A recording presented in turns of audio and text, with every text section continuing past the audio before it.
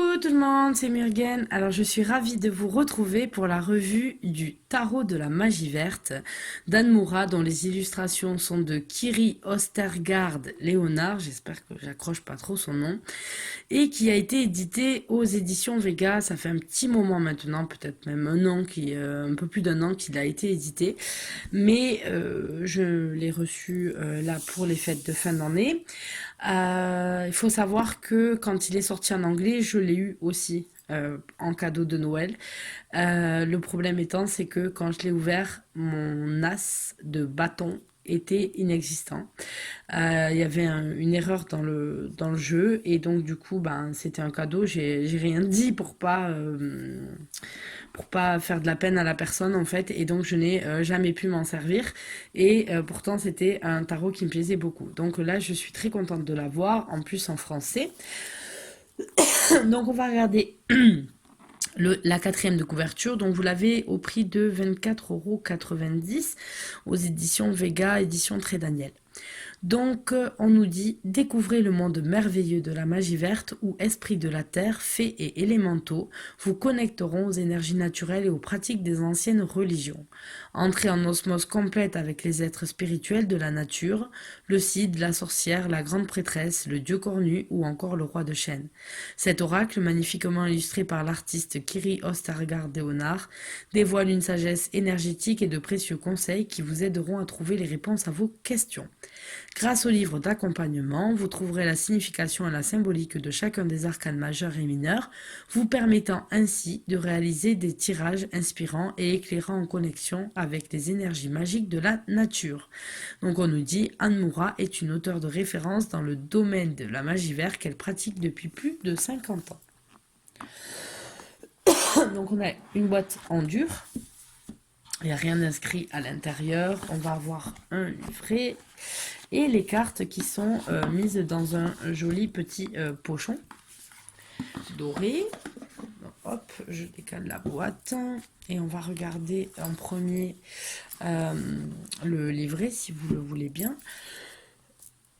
Donc pour le livret, on a un livret qui fait 240 pages à peu près.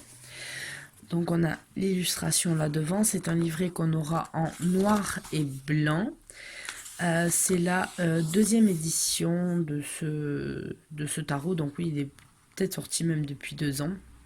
Donc ça commence par les remerciements, et ensuite l'intro, donc l'approche du tarot, sur quoi en fait il se constitue un petit peu, sur quoi on travaille avec ce tarot. On a une brève histoire du tarot.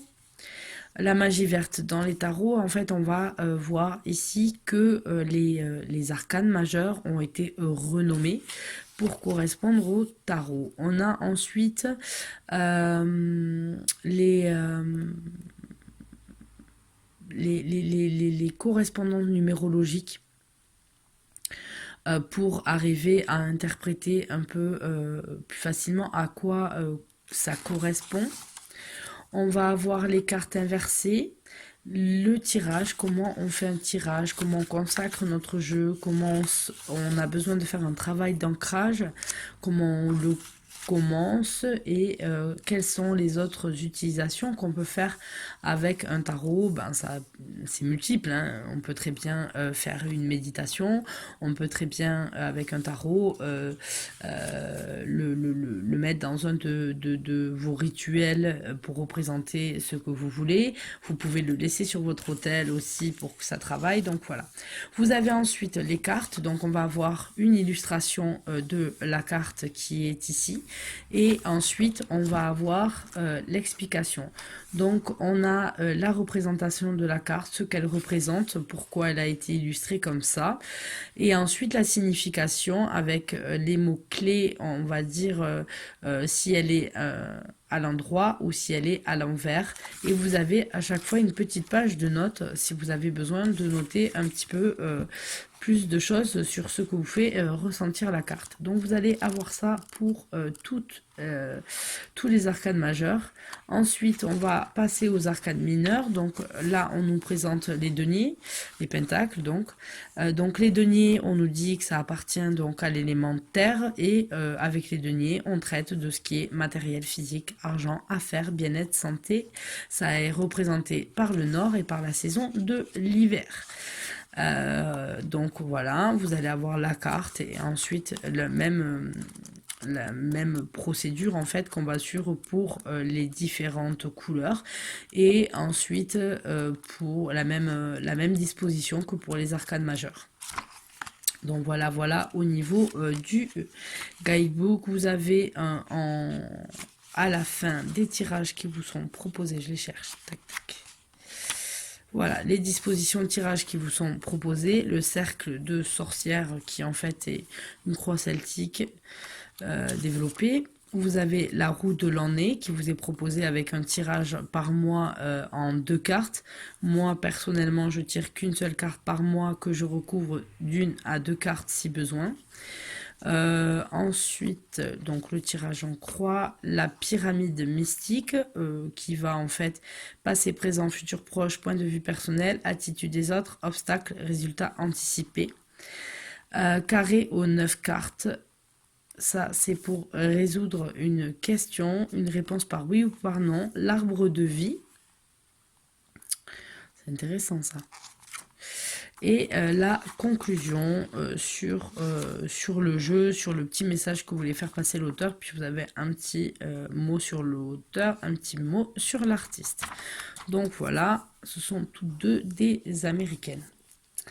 Donc voilà pour ce qui est du guidebook. Ensuite, on a un joli petit pochon. Ça, c'est ce qu'on a.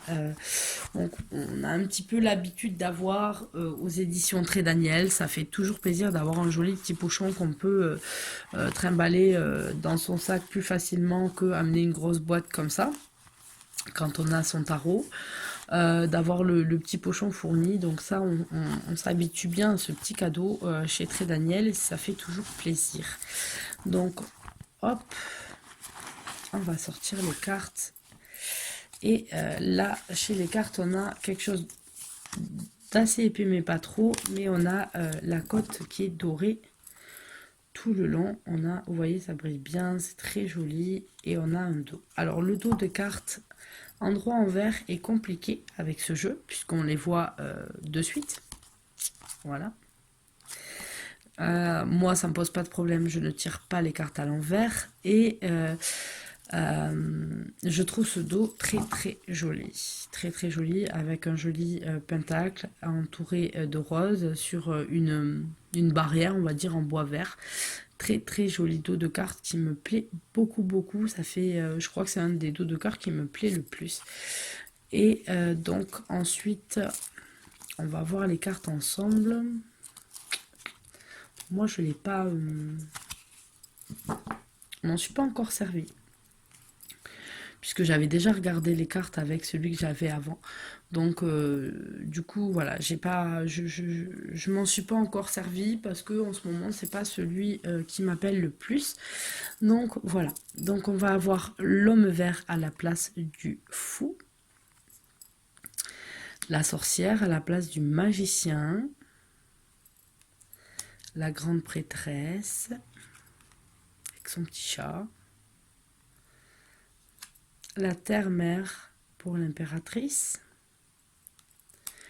le dieu cornu pour l'empereur. Il est très très beau avec tous ces animaux. Voilà. Donc dans la nature, à part un ours, dans la nature j'ai croisé tous les autres.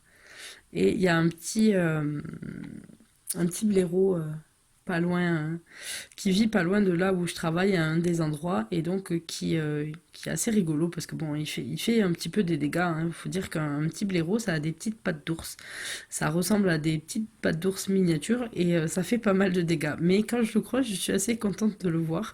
Il file à toute vitesse mais voilà, je suis assez contente de le croiser.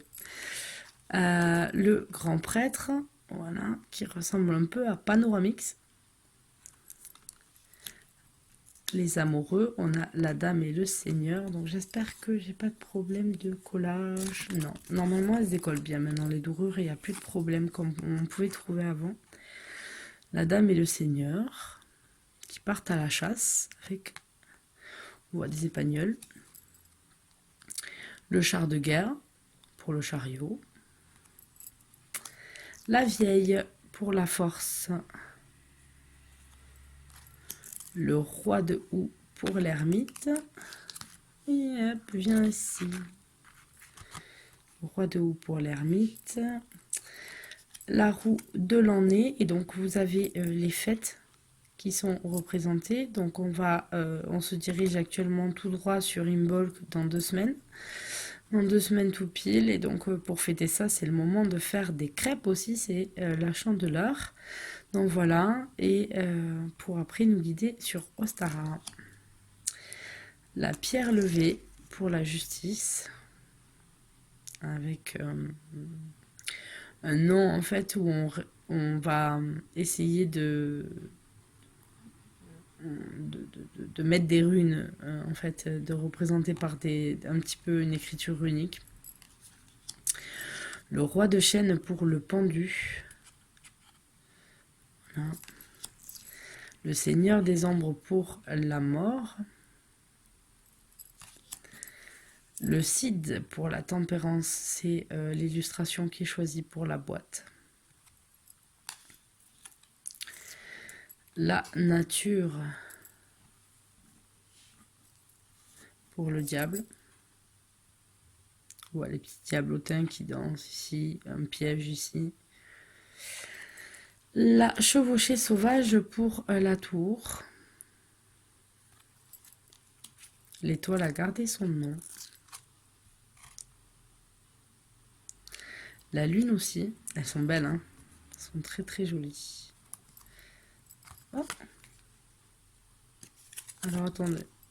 J'aurais peut-être dû l'ouvrir avant parce que là on... Ah ah. Là j'ai un problème. On est passé direct au pentacle. Ah ah. Non. Tac. Bougez pas. Ce sont juste un petit peu mélangés. Est-ce qu'on est bon? Tac. On va voir, on les remettra bien après. On va être plus ou moins bien. Hop là, désolé. Les aléas du direct. Alors, le soleil avec les tournesols. La récolte pour le jugement. Et l'arbre monde. L'arbre monde. Yggdrasil. Donc voilà pour les arcanes majeures. Alors maintenant, on va voir qu'est-ce qui s'est passé dans le Schmilblick là. Donc on commence par les deniers. Donc là, c'est bon, on suit. On va se les retrouver. Le 2. Le 3. Je les trouve très très jolis. Les illustrations sont très belles. Les personnages sont bien faits. C'est vraiment très très sympa. Donc le 5. Le 6. Le 7. Et voilà, c'est là qu'il faut qu'on remette. Ah, c'est la reine qui se balade. Pardon. Le 8 de pentacle. Le 9. Le 10. Le valet. Le cavalier. Allez, la reine, viens. Et le roi.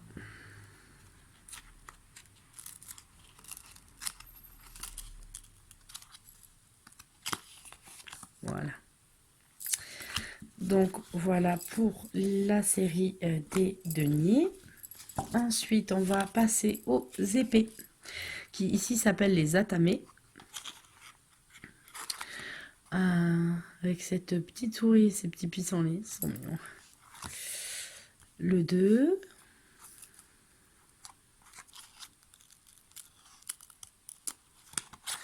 le 3, le 4, le 5, le 6, le 7, avec le chasseur, le 8,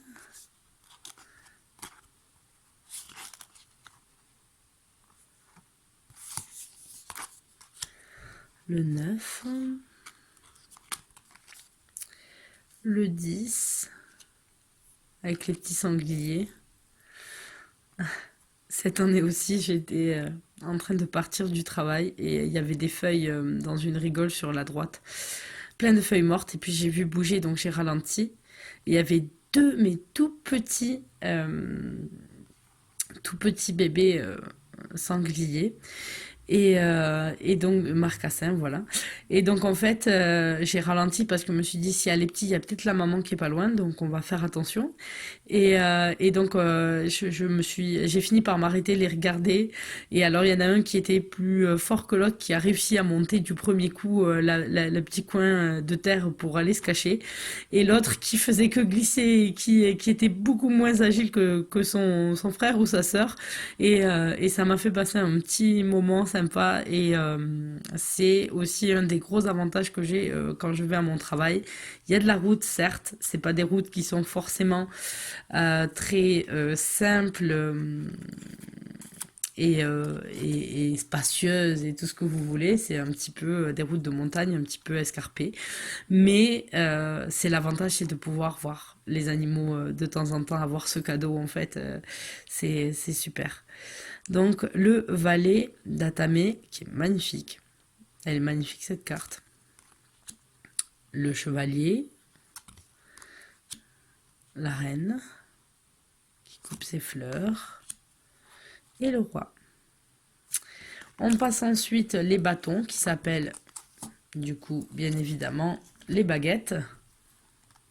On a cette baguette en bois de cerisier où on a ces cerises, etc. Donc moi, ça me parle beaucoup, puisque ma ville, là où j'habite, est connue notamment pour ces cerises et tous ces champs en fait de cerisiers qui entourent la ville.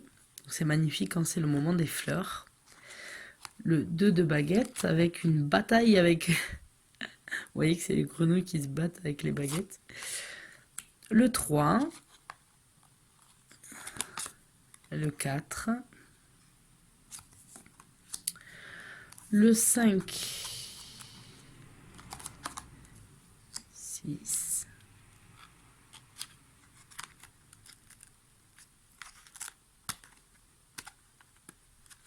Si j'arrive pas à les attraper, hein. Le 7. Alors c'est marrant, on voit en fait cette sorcière qui range ses baguettes comme pourraient les ranger les chasseurs qui rangent leurs différentes armes, leurs fusils sur les murs. C'est assez marrant. On a le 8,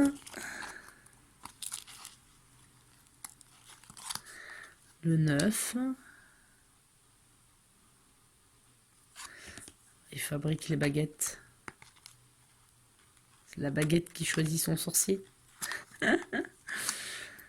Le valet de baguette, le cavalier, la reine et le roi de baguette. Hop là, viens-moi ici. Où tu es parti? Bon. Ah, je la voyais pas. Dire mon Dieu. Si ça disparaît. Et on finit par les calices, les coupes. Très joli.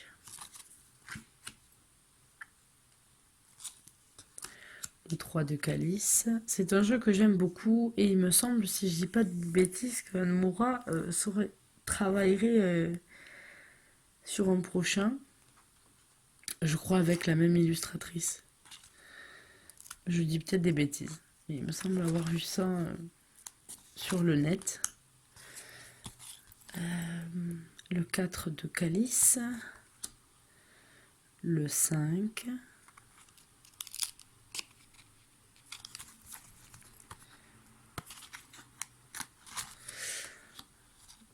le 6 de calice. Alors moi, c'est voilà, c'est un jeu qui me plaît vraiment beaucoup. On arrive sur la fin. J'aime beaucoup les illustrations. J'aime beaucoup les illustrations dans la nature, puisque moi, j'habite une petite ville, mais on est quand même très très proche de la nature et je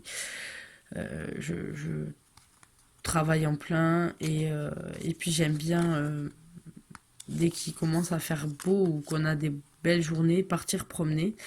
Et je me reconnais un petit peu dans certaines images, en fait, certaines illustrations, puisque j'aime beaucoup partir promener, apprendre à mes filles, en fait, à reconnaître les choses que moi, on m'a appris des petites. Donc, aller, par exemple, voir les champignons, expliquer ceux qui sont bons, pas bons, comment on reconnaît un petit peu, qu'est-ce qu'on fait quand on a des doutes, comment on arrive à pouvoir faire ressortir le poison s'il y est pour savoir avoir un test.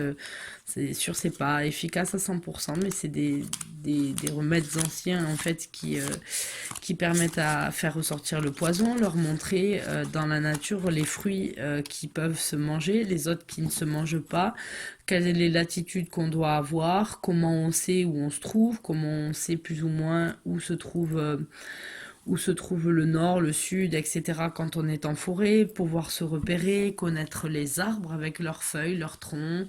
Donc voilà, ça c'est un petit peu les balades qu'on fait, on ramasse les choses, on apprend les saisons, on apprend ce qui pousse à différentes saisons. Donc c'est un petit peu fou parce que le temps, malheureusement l'environnement est un petit peu perturbé de partout en ce moment et donc on a des choses qui apparaissent totalement hors saison et ça c'est catastrophique parce que ça veut dire que la nature est un petit peu perdue et qu'on la dérègle complètement. Mais voilà, ces jeux comme ça me parle parce que ça fait partie des choses qu'on fait. Ça fait partie par exemple de ramasser les plantes qui vont nous aider, qu'on va retrouver dans la nature facilement pour l'année, pour les préparer, c'est ramasser ce que la nature nous offre. Donc là, par exemple, mes filles, cette année, ont bien compris que la nature nous offrait plein de cadeaux tout le temps et qu'il fallait faire attention. Donc elles se sont bien aperçues qu'elles s'étaient régalées en mangeant des fraises, des bois, en mangeant des framboises, des mûres. Ensuite, ça a été les châtaignes. On trouve aussi des asperges, les champignons, donc tout ça. Et puis elle me dit pourquoi on peut plus aller ramasser. Je lui dis parce que c'est l'hiver et donc du coup la nature elle se repose et donc il a fallu expliquer pourquoi les arbres perdent leurs feuilles. Donc expliquer tout comment fonctionne la sève, comment elle protège son arbre. Donc voilà, tout ça, ça fait partie des choses qu'on n'apprend pas forcément à l'école et que je veux inculquer à mes filles, comme on me l'a fait à moi, montrer quelles sont les plantes qui, par exemple, quand j'étais petite, on était dans la forêt, pour se laver les mains, il y a des plantes qui donnent du savon, qui ont une substance proche du savon et qui, quand on les ramasse, permettent de se laver les mains. Voilà, plein de choses qui sont naturelles et qui leur permettent d'une de respecter quand elles sont dans la nature, de comprendre comment ça fonctionne et en même temps, elles, de se repérer et voir en fait les remercier les cadeaux que l'univers nous fait, que la nature nous fait et qui sont accessibles quand on veut les regarder, quand on veut les recevoir et donc s'apercevoir que ben, la vie elle est jolie et que qu'on peut avoir des cadeaux tous les jours quand on ouvre les yeux et qu'on s'aperçoit qu'en fait que tous les jours il y a eu la nature a essayé d'offrir des petits trucs tous les jours quoi et donc voilà donc ça c'est quelque chose que je veux leur apprendre, leur montrer qu'on n'a pas que des satisfactions qui sont matérielles, qui sont parce qu'on a acheté le dernier truc, parce que voilà donc tout ça c'est ce que je veux un petit peu inculquer à mes filles et donc on le fait la plupart du temps dans la nature en essayant de voir comment elle grandit et quelles sont les saisons. Donc on leur apprend petit à petit au gré de nos balades pour savoir comment ça fonctionne. Donc voilà, je vous fais à tous de gros bisous. Désolée pour mon petit encart perso, mais parfois je vous tchatche un petit peu de moi. Donc voilà, je remercie les nouveaux abonnés et je remercie aussi ceux qui me suivent depuis longtemps, qui se reconnaîtront, que j'apprécie énormément. Je vous fais de gros bisous, à bientôt, bye bye.